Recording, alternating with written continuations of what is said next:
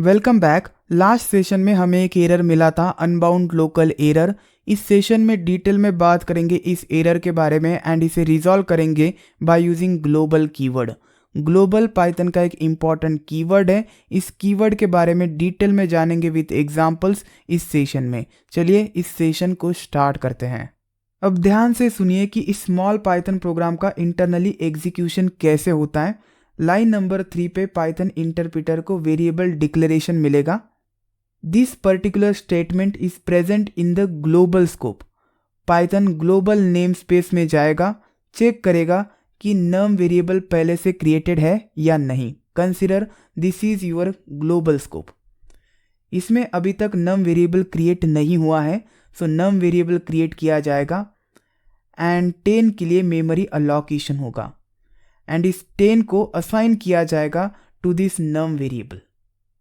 On next line print किया गया है नम को। This statement is also present in the global scope. Global scope में इस नम आइडेंटिफायर को और वेरिएबल को सर्च किया जाएगा प्रेजेंट हियर एंड इसके लिए हमें 10 प्रिंट करके मिलेगा। देन पाइथन इंटरप्रेटर जंप करेगा on line number 6। Line number 6 पे फिर से असाइनमेंट है and there is a variable on left hand side.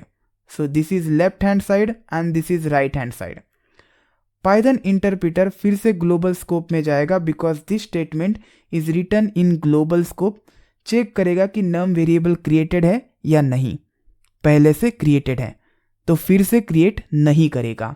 Now right hand side में आ जाएगा and right hand side का जो expression है, जो भी statement है उसे evaluate करेगा। जो भी वैल्यू जनरेट होगी वो फिर से रीअसाइन करेगा टू द सेम वेरिएबल। अब नम की करंट वैल्यू फेच की जाएगी। जब ये राइट हैंड साइड एग्जीक्यूट होगी, नम की करंट वैल्यू फेच की जाएगी विच इज 10। सो 10 आ जाएगा, देन प्लस होगा इसमें 5, 10 + 5 एंड आउटपुट मिलेगा 15। सो 15 के लिए फिर से मेमोरी अलोकेशन होगा, एक नया वैल्यू जनरेट हुआ है एंड इसका टैग होगा नम। सो ये जो टैग है ब्रेक हो जाएगा बिकॉज एक वेरिएबल दो वैल्यूज को पॉइंट नहीं कर सकता। सो ये अब 15 को पॉइंट करने लगेगा एंड इस वैल्यू को मेमोरी से रिमूव कर दिया जाएगा। On the next line print किया गया है नम को। अब इस नम के लिए 15 प्रिंट होगा। So output will be 10 and 15। अब आपको सिर्फ ये समझना है कि जब ये स्टेटमेंट एग्जीक्यूट होता है तो कौन से स्टेप्स होते हैं। सबसे पहला स्टेप, चेक करेगा नेम स्पेस में कि ये जो लेफ्ट का वेरिएबल है पहले से प्रेजेंट है या नहीं। अगर पहले से प्रेजेंट होता है तो नया वेरिएबल क्रिएट नहीं करेगा।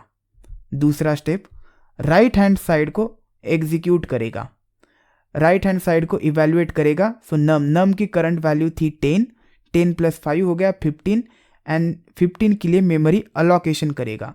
देन 15 को फिर से रीअसाइन करेगा to the same num variable.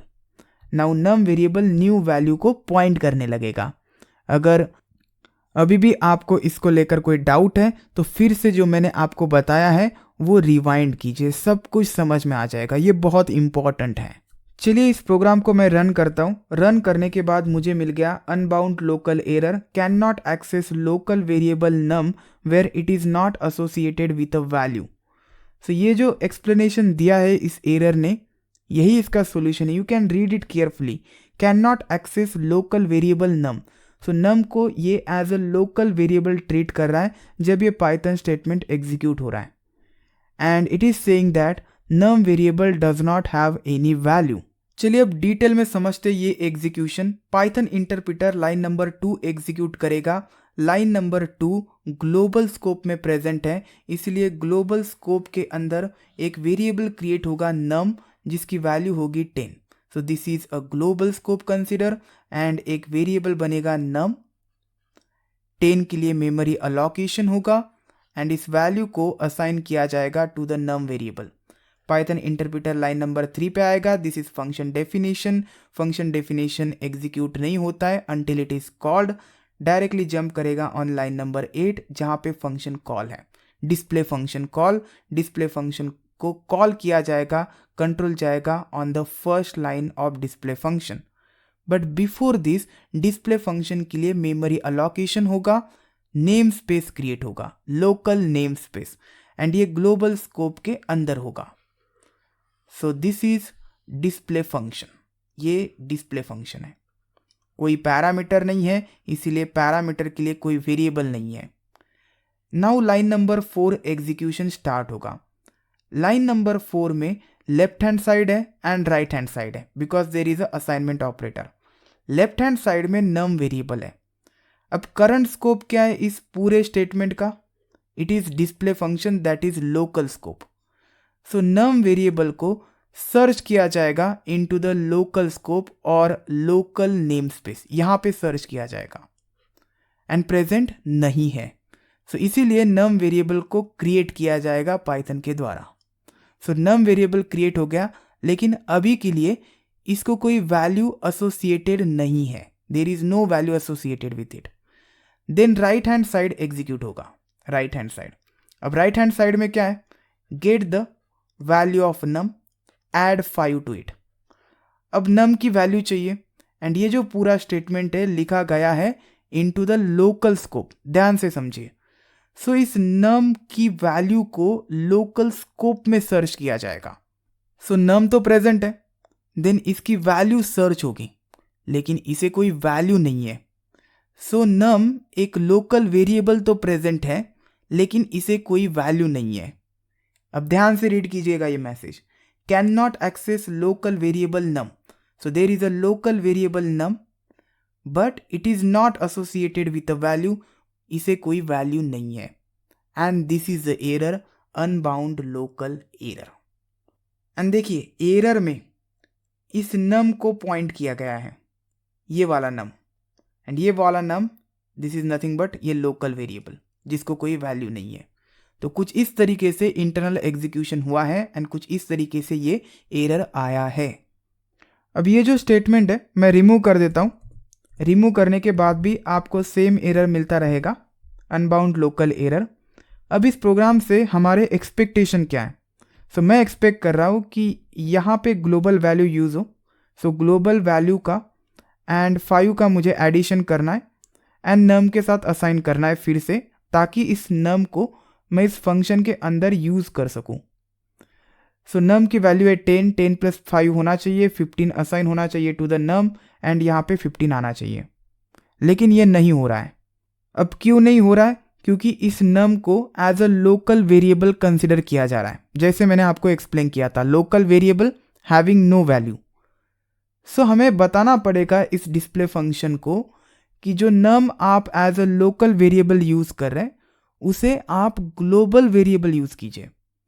उसके लिए आप ग्लोबल वेरिएबल का वैल्यू कंसिडर कीजिए, एंड ये बताने के लिए हम यूज़ करेंगे ग्लोबल कीवर्ड का। जस्ट फंक्शन के स्टार्ट में आपको ग्लोबल कीवर्ड मेंशन करना है, एंड कौन सा वेरिएबल आपको ग्लोबल रखना है? नम वेरिएबल। सो इस प्रोग्राम में नम को as a global variable consider किया जाएगा। सो नम वेरिएबल अब लोकल वेरिएबल नहीं रहेगा इस फंक्शन के अंदर, इसे ग्लोबल वेरिएबल कंसिडर किया जाएगा। अब चलिए रन करके देखते हैं। अब एरर नहीं मिलेगा, and you can see inside it is 15 and outside it is 15। देखिए आउटसाइड के लिए भी हमें 15 प्रिंट करके मिला। अगर आप एक्सपेक्ट कर रहे हैं 10 तो आप गलत हैं, क्योंकि नम अब एक ग्लोबल वेरिएबल है। सो यहाँ पे नम की वैल्यू चेंज हो गई टू 15। सो लोकल में चेंज नहीं हुआ है, डायरेक्टली इस ग्लोबल में चेंज हुआ है। दैट्स वाई 9 लाइन नंबर के लिए आपको 15 रिजल्ट मिल गया। सो ग्लोबल स्कोप क्रिएट होगा। ग्लोबल स्कोप में नम वेरिएबल बनेगा which is a global variable. 10 के लिए memory allocation, then assignment to the num variable. Then line number 3 से डायरेक्टली जंप होगा लाइन नंबर 8 पे। यहाँ पे डिस्प्ले फंक्शन को कॉल दिया गया है। डिस्प्ले के लिए मेमोरी अलोकेशन होगा, लोकल नेम स्पेस बनेगा। Then line number 4 execution start होगा। अब लाइन नंबर 4 पे ग्लोबल कीवर्ड का यूज़ करके बताया गया है कि नम एक ग्लोबल वेरिएबल होगा, not a local variable. So यहाँ पे कोई रेफरेंस क्रिएट नहीं होगा। On line number 5 there is a num variable at left hand side, लेकिन इसका रेफरेंस क्रिएट नहीं होगा, बिकॉज अब ये लोकल वेरिएबल हो ही नहीं सकता। ये लोकल वेरिएबल हो ही नहीं सकता। हमने बता दिया है यूजिंग द ग्लोबल कीवर्ड कि अब ये लोकल वेरिएबल हो नहीं सकता, ये ग्लोबल वेरिएबल ही रहेगा everywhere. Then right hand side execute होगा num plus 5। So num plus 5, num को सर्च किया जाएगा। ये जो स्टेटमेंट है लोकल में प्रेजेंट है, तो सबसे पहले लोकल में सर्च किया जाएगा। यहाँ पे num प्रेजेंट नहीं है। अगर प्रेजेंट नहीं होता है it will go into the global scope, global में जाएगा सर्च करते करते। यहाँ पे num प्रेजेंट है जिसकी वैल्यू 10 है, सो इस 10 वैल्यू का यूज़ करेगा फॉर दिस num। 10 प्लस 5 होगा, 15 मिल जाएगा एंड असाइन होगा to the num। So assign किस num को होगा? इसी num को होगा, because there can not be a local variable. So इस num को देन असाइन किया जाएगा विद द वैल्यू 15। सो ये जो 10 है ये रिमूव हो जाएगा फ्रॉम द मेमोरी। सो मैं इसे रिमूव करता हूं। So I remove this 10 and this arrow. अब num में वैल्यू 15 है, लाइन नंबर 6 एग्जीक्यूट होगा, प्रिंट इनसाइड num। सो ये num सर्च किया जाएगा, यहाँ पे नहीं है, ग्लोबल में सर्च किया जाएगा, 15 मिला, 15 प्रिंट होगा। So inside and then 15 print हो गया। देन कंट्रोल बाहर आ जाएगा, ऑन लाइन नंबर 9 प्रिंट किया गया आउटसाइड एंड देन num। अब num की करंट वैल्यू क्या है? 15। एंड ये 15 कैसे आई? बिकॉज डिस्प्ले फंक्शन में चेंज हो गई। सो आउटसाइड के लिए हमें मिल गया 15।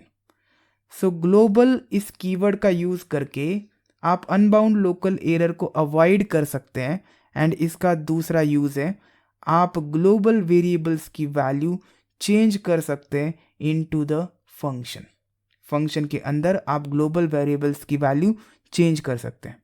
यहाँ पे पहले वैल्यू क्या थी एट लाइन नंबर 2? 10 थी। लाइन नंबर 9 पे क्या हो गई? 15 हो गई। यहाँ पे देखिए। सो ग्लोबल कीवर्ड का यूज़ करके आप ग्लोबल वेरिएबल्स की वैल्यू भी चेंज कर सकते हैं इनसाइड अ फंक्शन। अब क्वेश्चन आता है कि क्या आप ग्लोबल कीवर्ड का यूज़ सिर्फ फंक्शन के अंदर ही कर सकते हैं? तो ऐसा नहीं है। जहाँ पे भी आपको ग्लोबल वेरिएबल डिक्लेयर करना है और कुछ कॉन्फ्लिक्ट सा हो रहा है, लाइक अगर आप डायरेक्टली ग्लोबल स्कोप में वेरिएबल डिक्लेयर करते हैं तो बाय डिफ़ॉल्ट एक ग्लोबल वेरिएबल बन जाता है। लेकिन ऐसी जगह पर आप वेरिएबल डिक्लेरेशन कर रहे हैं जहाँ पे हो सकता है कि वो ग्लोबल वेरिएबल ना रहे, तो फोर्सफुली हम ग्लोबल कीवर्ड का यूज़ करके उसे ग्लोबल वेरिएबल बनाएंगे। आगे जाकर इसका यूज़ हम करेंगे तब आपको डिटेल में समझ आ जाएगा। लेकिन आई होप कि आपको अब ग्लोबल कीवर्ड समझ में आया होगा। Thanks for watching this session. Will see you next time.